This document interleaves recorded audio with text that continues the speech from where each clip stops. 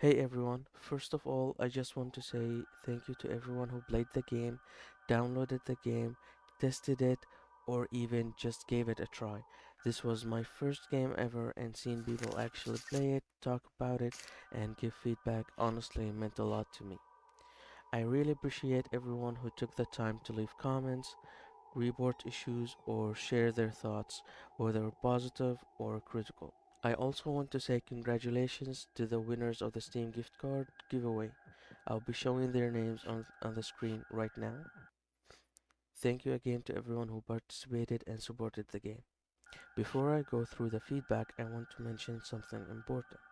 I'm currently working with a very limited hardware, which definitely limits what I can do in terms of visuals, performance, and scope. That said, I'm still doing my best to push myself and learn as much as possible with what I have.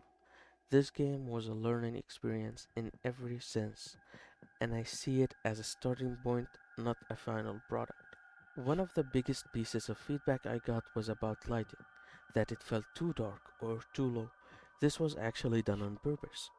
I wanted to force the player to rely on the flashlight as much as possible and really focus on the atmosphere. Also, since this was my first game, I wasn't fully happy with a lot of the assets I made, so I intentionally used lighting to shift focus away from decoration, quality, and more toward mood and tension. That said, I completely understand how this can make the game feel less interesting or even frustrating for some players. That feedback makes sense, and in future games, lighting, visuals, and overall presentation will be very different and much more balanced. Another common point was that the game only works on Windows and doesn't support Linux or other platforms. I completely understand why this is disappointing.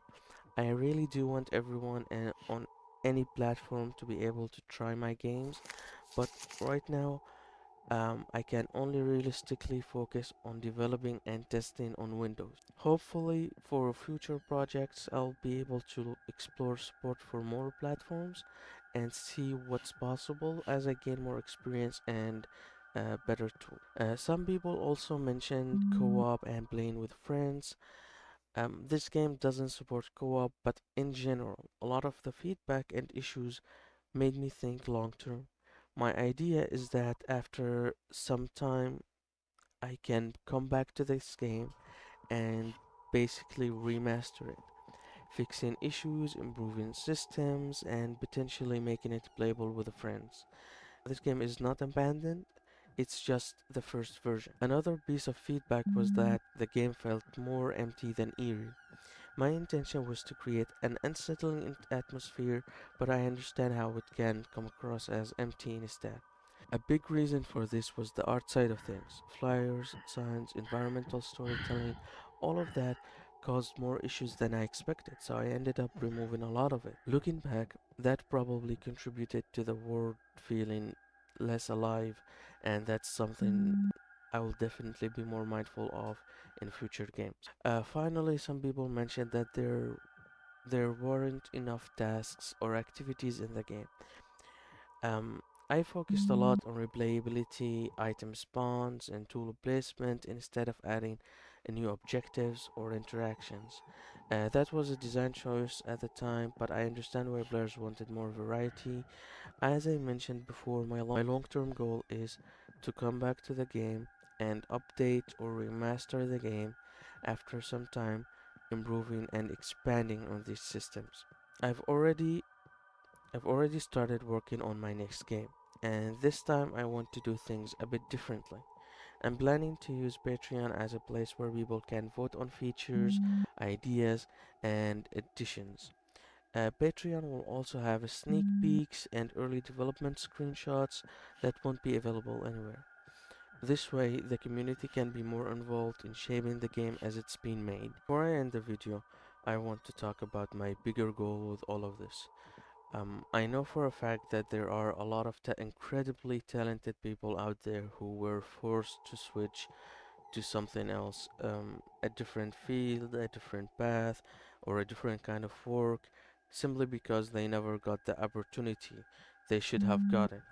This isn't just about making games. I want to help talented people in general, whether that's developing games, building apps, writing stories, creating art, doing research, or working on ideas that never got the space to grow. Um, I also want to touch briefly on AI. I think AI can be a powerful tool, but I don't believe it should replace creative people. Creativity, ideas, and vision should always come from humans. AI should support that process, not take it over. I know that in the coming years, more companies will use AI to increase profit margins, but I don't want people to be pushed out of creativity because of that. I want to make sure upcoming creators still have a place to learn, experiment, and create without being replaced. My goal is to create a place where people can focus on creating, feel heard, and turn their ideas into something real, with AI as a tool, not a replacement. This is one of the main reasons I'm doing this, and it's something I care deeply about. Again, thank you so much to everyone who played, shared feedback, or supported the project in any way. This was my first game ever, and I've learned more than I ever expected from it. If you are interested in following the development of the next game or being part of decision making process, check out the Patreon. Thanks for watching, and I'll see you in the next one.